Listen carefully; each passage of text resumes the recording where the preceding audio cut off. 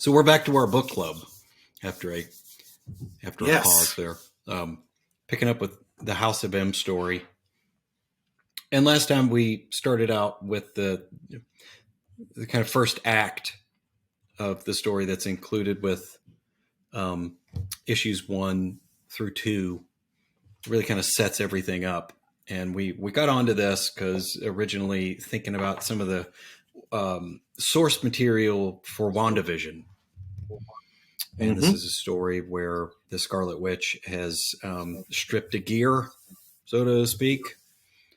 She has lost touch and her power is out of control, and she somehow has managed to change the world. And we get at the end of issue 2, we have all of the known characters, everyone we're following, right? They wake up in the world and there are mutants everywhere. Clearly, most of the world is populated with regular Homo sapiens are the minority. And we talked about some of this new kind of cultural, societal baseline that's seen with Dr. Strange is now a psychologist, and Hank Pym getting sort of talked into an anthill by, no pun intended, Hank McCoy. And so, yeah, the humans and the mutants have reversed positions in society. Right. And so somewhat. We get Logan, right, moving into issue 3 as a central character for moving this story forward, because clearly Logan is one of the only people that knows something ain't right. This is all wrong. Yeah. And loves this. I love this scene where he basically just jumps over the edge of the airship.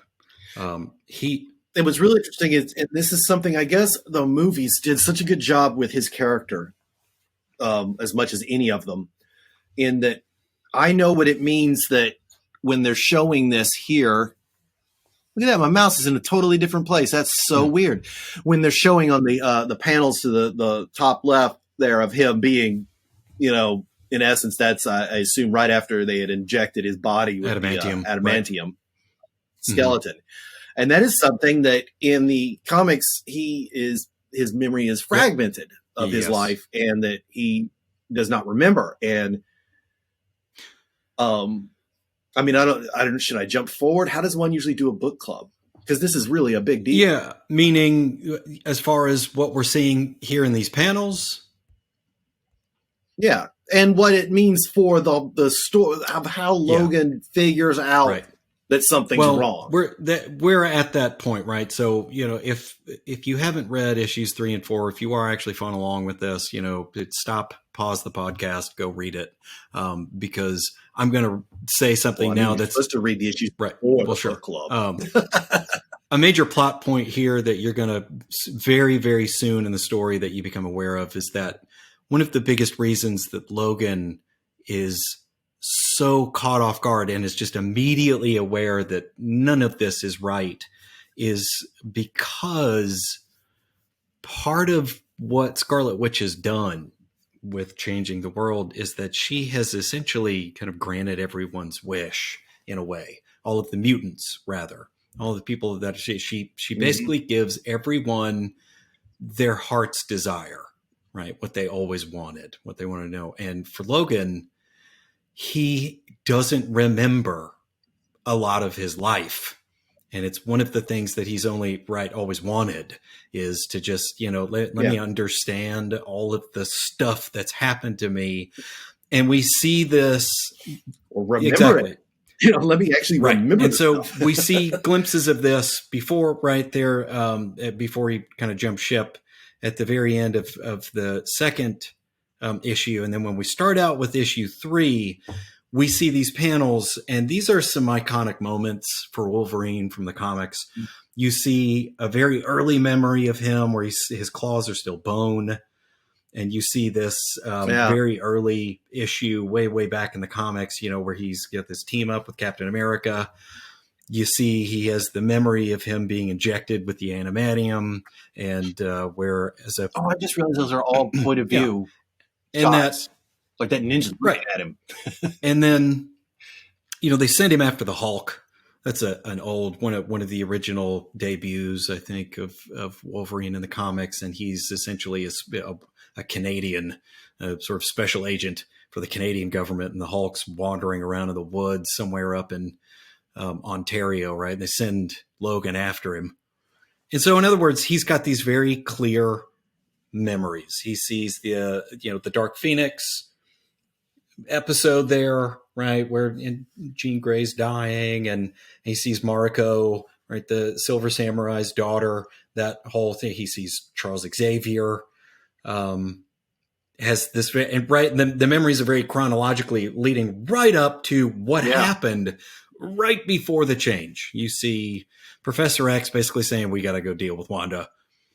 And so he's just basically able to clearly remember his entire life, which ironically, and his wish, is something he couldn't do, and that's the thing that makes him say, "This is not right." Well, also because of the very end of his memories as well. Yes. So his wish actually thwarts Wanda. Yes. So that's the problem with wishes. And so, he's standing up here on the deck of this helicarrier talking to Mystique. Raven, basically saying, he's, I think, also coming to grips with the fact that he has kind of two sets of memories in a way, but he's, the false set of memories, this kind of synthetic memory, it's sort of slipping away, and he's just, yesterday, what did we do yesterday? Because yesterday I was with the X-Men and the Avengers. We were going to go confront Wanda and possibly murder her, right? So what happened yesterday? And she's all freaking out because she doesn't remember any of this. And there he goes. He just pieces out right over the side. Peace out. And God, it's so painful, right? He falls, several hundred feet, hits the side of a building. But he's Logan. Oh, he'll bounce right back. And he looks over into the city and sees these sentinels flying around in the city, and he sees all these, advertisements, all the mutants flying around. So, I love these little segue panels we get, that it's supposed to be kind of like a People magazine or a, yes, let's go back. After he wakes up down there, right. And so he spends like 4 pages falling. Right. Yes, and now they're telling us what everyone's up to. And you can actually go in and read some of these things. There's the Hydra Splinter Group. Yeah, I almost went down that rabbit hole. If I did, I wouldn't have made it through issue 3. I'd still be reading issue 3. I read Janet Van Dyne is apparently a fashion designer. She always was a fashion designer, but like most of these major characters, I like it better in the movie where she's a scientist. There's a lot of these characters in the comics who have had sort of aspiring careers, or at least aspirations to do some of these other things, and periodically they take a crack at having a professional life, but because they're Avengers or X-Men or whatever, it just doesn't work out too well for them. Right. So after he, actually literally sees stars, and I didn't notice that before, and now I'm laughing so hard. No, I'm really not, obviously I'm not, but I was. He nabs a motorcycle and he's off to solve the mystery. Wolverine ends up, I love that, like in the original X-Men movies, Xavier and Magneto's always like, it's not about you, Wolverine. It's not, but it often is. Right. He's the one that has to deal with it, whether it's about him or not. He's a catalyst. Yeah. Well, because he's Wolverine. Right. So I don't want to get too deep into a panel by panel, kind of blow by blow here. Essentially, we see Logan traveling to some critical locales, looking for people in power that he knows might have some answers. He goes to the school, which is not the Xavier residence. Somebody else is living there. He has this little run-in with some mutants picking on a human woman, right? And he decides to intervene in that situation, which was kind of satisfying. Yeah, that reminded me of the movie Logan, except it wasn't I remember he took on some people doing bad. And then he goes to Stark Tower, right? Clearly he's like, well, maybe Tony's got some answers here. Let me go find him. And Tony, he doesn't live there. Not in this reality. No. And then we actually find out that... But I guess we should get to where he lands. I don't remember if they spin on it, because where he lands is what's really interesting. Well, he ends up having to run from them again. And then... Well, this is after he goes to Stark Tower, right? And he's looking for Tony Stark. Well, I mean, he should have known that was going to be a problem. That was kind of a bad move. And so in this new reality, we see a version of Logan who is some sort of captain of the guard for Magneto, right? Magnus has got his own sort of military, and there's some sort of elite squad, apparently, and clearly Logan is the captain of this squad. And who we see, we have Rogue, we have Toad, Nightcrawler, Jessica Drew, interestingly, who is not a mutant, and then Raven, Mystique is there. I didn't see any referencing here, like why you basically got a crack team of, sort of commandos here, and they're all mutants except for Jessica Drew, who was Spider-Woman in the comics. And well, that's almost like a mutation. Well, I mean, she was experimented on. Spider bitter. Not her origin is not at all the same as Peter Parker. The X-Men, no. She's a Hydra character, and what'll be interesting, maybe we'll eventually see a version of her pop into the MCU, because she's maybe someone. I don't think she was a mutant. I'm pretty sure her powers are the result of being experimented on, being enhanced, and was kind of brainwashed for a while, was an agent of Hydra, and then she was a double agent, and then she came onto S.H.I.E.L.D., right, and then eventually became an Avenger. I digress. So they basically show up to try to bring him in, right? Logan's... Yeah, and he is nabbed by this wizard-looking thing, which... Cloak and Dagger. We had that conversation in an earlier episode. Yeah. The characters, Cloak and Dagger, this guy Tyrone, who they're mutants. Characters who, earlier we actually used the term sort of C-list. Characters have always been on the periphery of the mutant X-Men verse side of the street. Cloak has this dark force ability, some kind of, I don't know if it's related to the Doctor Strange dark dimension, something like that, but he can sort of teleport and move through shadows, and it's this kind of and so he's a teleporter. And he drops them off with this group of non-mutants. Right.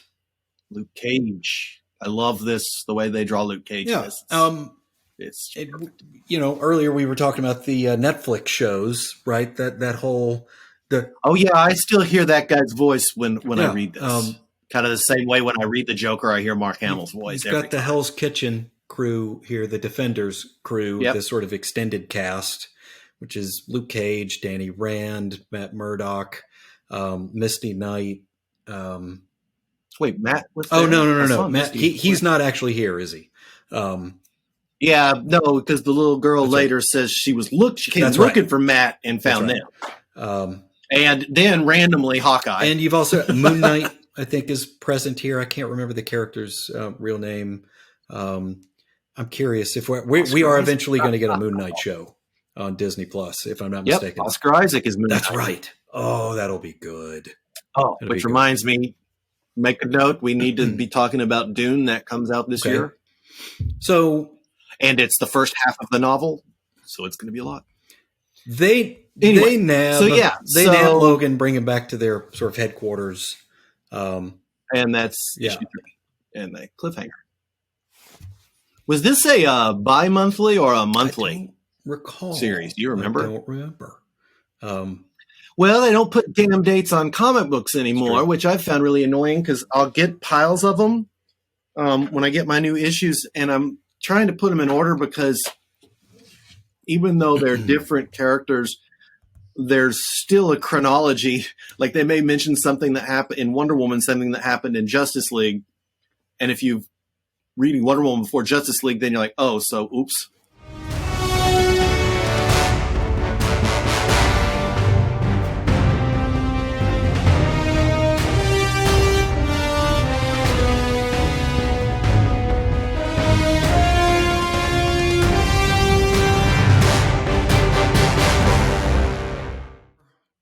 Carriers. We finally get to see a little scene, a little glimpse here of Magneto hanging out in his palace, looking like some sort of Caesar. Is what it reminded me of. I mean, he's got these. They show his sandals there, like this big billowing red robe. I just find it so weird. The big muscular Magneto. I've always, I guess, because I started on the movies, I've always pictured Magneto as not needing more like the Flash, even though the Flash in the comics is also muscular. But really, with his power set, muscles are completely irrelevant. Being a big muscle man. That's the comics. And this guy has like a jaw that would make Bruce Wayne and Clark Kent jealous. Here, he's a monster. But yes, you're right. It's a comic. We won't even comment on how they draw the ladies in this one. And I'll be honest. There's not. I don't know what to make of this scene other than we have Magneto talking to his grandson, who made a toy boat with his mind, and the closing panels on that page. We see this kind of blank stare coming from Magneto. And the way that I interpret this anyway, I could be completely wrong here. I think it's sort of heartwarming for him. Like, oh, this is what I always wanted. But I get the sense that maybe Magneto, he knows. Yeah, that's what I'm thinking too. He knows this is not real, or at least, this was created. There's got to be some significance to the way they drew him, where you can't see his eyes in those last 3 panels. But his brow is maybe knitted a little bit, like I don't know if there's a bead of sweat there. If he's just kind of staring, thinking, "What have I done?" Right. Something I try. I'm not going to lie. When I'm reading physical comics, I try to do this. I would like put my hand on the page, like, oh, I can't zoom into this, and well, yeah, that's interesting. That I didn't think too much of it. I figured I didn't look as deeply into that maybe as I should. I figured they were just showing us, okay, he kind of runs the show, but yeah, it definitely looks like he doesn't seem too happy to have everything he wanted, and that he sees through it, perhaps. Right. So now we're right back to where the story left off, and we see the scene of Logan in some sort of, basement hideout or somewhere in Hell's Kitchen. Yeah, I just want to ask Hawkeye there is like, do you not know him? Apparently not. Or at least doesn't remember. Maybe he's not as well known in this world as he is. Well, that's the thing, is everybody's had their memories futzed with. And most of these people know. And they all look pretty surprised when he gets back up. It comes up in the conversation. They don't really know him. And, he has this conversation with Luke in the coming pages of, I used to be an Avenger. What's an Avenger? Right? They don't remember. That reminded me of WandaVision as well. What's an Avenger? And so Hawkeye shoots the tracker out of his neck, true to form. Everybody's just baffled that they brought him back to their headquarters, because like, what were you thinking? Right? We're going to have, because what's really cool about this group and what develops in this conversation on the coming pages is you have essentially got the X-Men, this inversion of kind of the X-Men are sort of superheroed, right? Kind of, underground, secret kind of fighting force here. They're all human. The regular superheroes now. That's right. They're human, right? And they're kind of fighting for Homo sapien rights. And they've got this kind of underground sort of freedom fighters. This force is sort of fighting against the man. And, what's interesting is this comes out in the conversation, and Logan, essentially his response to that is, of course you are. I know you guys. Naturally. If this is what's happened to the world, of course you guys are going to be the ones kind of doing this. Yeah. And then, Logan, he has his carotid artery severed by an arrow or something like that. And he just gets back up, and everybody says, wait, what? And now we finally get to. Oh my goodness. It's so funny. They have this modern art style, but still it has the little surprise things on the lower left panel. I know my mouse is like completely it reminds me of a little surprise, like reminds me of Metal Gear Solid. Little guys with little lines above. Yes. Blink. Yeah, you knew you weren't doing your stealth right if that happened. Oh Lord, the Sentinels look very. Yeah, you're right. I think this is like whole Roman, like alternate future Roman Empire feel to this. Shazaboom. And so the Sentinels show up and blow the roof off real quick. Cloak teleports them all out of there. He goes to the one. It's interesting that the mutants chose to use Sentinels to keep everyone in line. Well, that's again. Wanda gave everyone what they wanted, and I'd say most importantly, her father, who secretly just wants all of everything to be inverted. Right? He wants Sentinels to fly around and hunt humans. Right? How do you like it? Right? You don't like it much, do you? That kind of thing. But then again, if you don't remember the way it was, how is it that satisfying? Right. To just be an oppressor for no reason. He wanted to accomplish that in his reality. He wanted to turn the tables in his reality so he could remember what it was like. Maybe that's why he remembers. I don't know. Anyway, we finally get introduced to this character, this girl, who is apparently a mutant. And I think maybe later on in the story, we get some glimpse into what it is she can do. We don't know if she's some sort of a healer, if she's like Logan. She's got some sort of psychic ability that we're going to see in some. Remember, right? Maybe. Or she remembers. Well, she does at first, right? It's just her. But she's able to restore, and who knows, maybe she has some sort of reality altering power or something. And here in a coming panel, we're going to see her interaction with Emma Frost, who is one of the most powerful psychics on the planet next to Charles Xavier.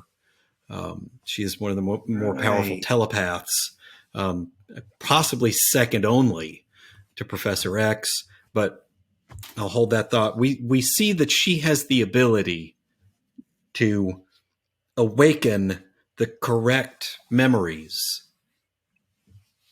apparently, in people. And as it turns out, you already mentioned this, she went looking for Matt Murdock because she lives in, I don't know, in the building next door, knows who he is, in Hell's Kitchen. I don't know. I think she lived in Hell's Kitchen. Right, so everyone. Right.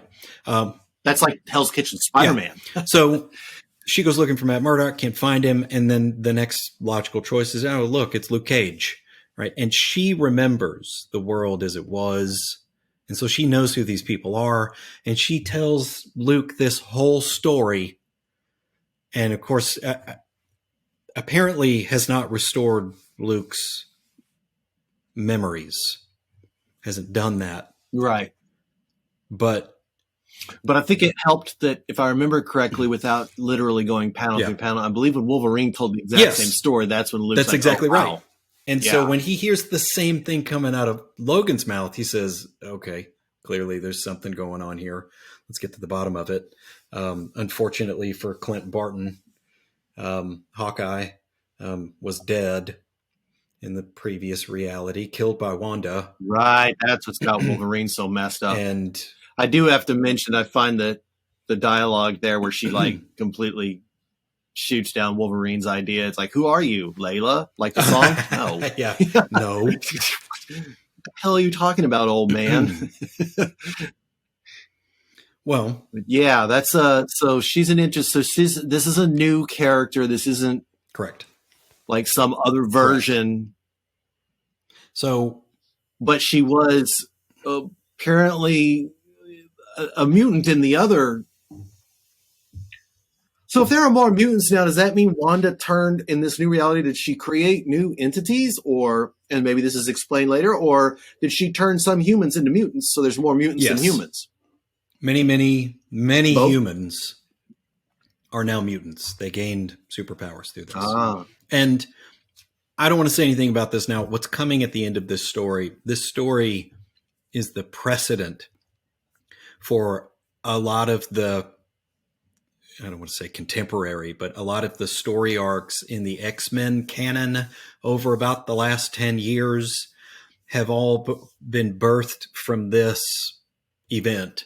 Isn't this their Crisis on Infinite kind Earths? of, sort of, but Like it kind of was a bit of a reset to their universe moving forward. In a very negative way. The way that this story concludes and what happens. Crisis killed Supergirl. It's terrible, right? What happens at the end of this story. So we'll get to that. So we're still seeing Logan trying to break the news to everybody, and he has this interaction with Layla. And like you said, like the song, no. And at first, Logan just thinks that she's a telepath, right? Can you hear what I'm thinking? What? No. Mm-hmm. What? Why would you ask me that? Right? Like he doesn't really understand.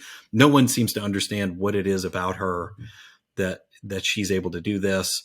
Logan still has a lot of distrust from some of these characters, some of the Hell's Kitchen crew.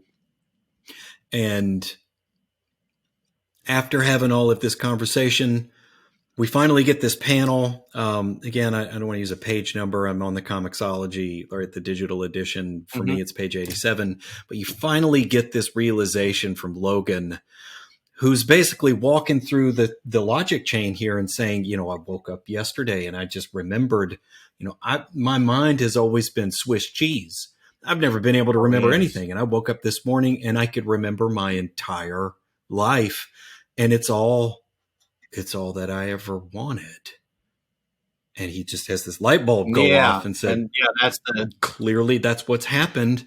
You've had Wanda somehow, and he puts the pieces together. Finally, he says, okay, clearly what's happened. Magneto scooped up Wanda, took Charles, and basically created a telepathic connection with the entire planet, and then had Wanda just say, give everybody what they want. I didn't catch that. She's using Xavier as kind of like an antenna. Kind of.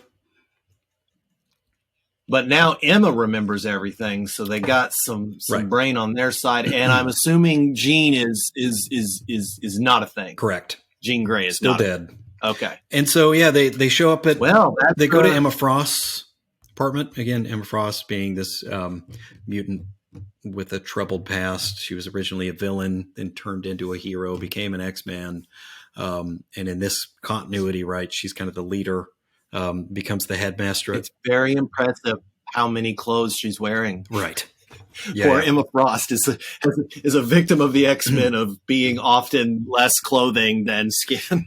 Well, it's a neat, but yeah, cool. It's a neat scene where she freezes everyone in the room telepathically, and then is sort of reading everyone's mind, comes across Logan, and it's like, wait, what? What the hell is this? And then she starts reading into the girl, who then forms this kind of telepathic connection with her, and then you see her eyes light up, and just suddenly she remembers everything. The Hellfire Club, right? And again, if you've seen the movies, X-Men First Class, you see the Sebastian Shaw character. I can't remember her name from Mad Men. Yeah. And then her, she falls in love with Scott Summers, Cyclops. And then, now she's remembering Charles and sees this vision. And I don't know if it's a telepathic connection, if she just subconsciously reaches out, she's looking telepathically for Charles, but she sees this scene. They're in a church. And he's surrounded by they showed it earlier. It was just like a random panel in the background a few pages back. I'm not going to. And you've got this. Yeah, I think that must be where they are. Because I think that's what Spider-Man was seeing too. Maybe.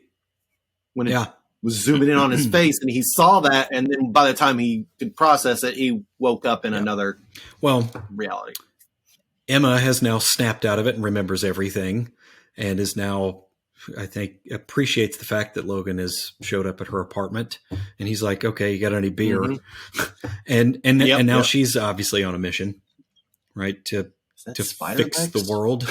Right. So that's going to be great. I'm looking forward to that. I may just knock out the last 4 issues in one sitting. You never know. And so, what's coming here is their pursuit. They have to collect people. That's the last thing I think Logan says. We're going to need a lot more, right, than just us. So they're clearly going to have to go around and try to collect. How many of you are there? Not enough. So I think they're going to try to go around and got to get the team together. Yeah. And try to fix the memories of other heroes and try to get everybody back together. probably starting with who is her husband in this reality, Cyclops. Anyhow, Yep. So we'll next time we do book club, we'll probably finish this out. You think? Yeah. Okay. Yeah, and then we can start looking into another Yeah. one.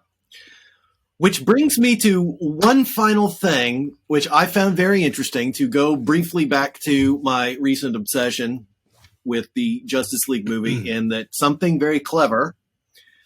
And if you watch the Ultimate Edition of BVS, and this is a random factoid and also something that they did, Superman's death occurs at some exact time. I want to say they said it was like 2 hours, 33 minutes, and 50 something seconds, right? And if you go to the exact same time in the Zack Snyder Justice League, that is when he is resurrected. Oh, At the exact same hour, minute, and second mark. interesting. So check that out. There's someone that has the exact time. You can look for it online. All right. Let's talk about Dune next week. Let's put a pin in it, and let's talk about Dune. Okay. Let's talk about the cast. Let's look at the pictures, the trailer, and let's dive into some science fiction, because we and then we'll finish up the big book club and the first edition of the book club. So I think that would be fun. In addition to the final episode of Winter Soldier and where that's going. So we got a lot to talk about. I may split this into 2 episodes. Sure. What do you think? Why not? Cool. Okay. Sure. And they'll drop it in pieces. So yeah. Sounds great. Awesome. So until the next episode. See you later. See ya.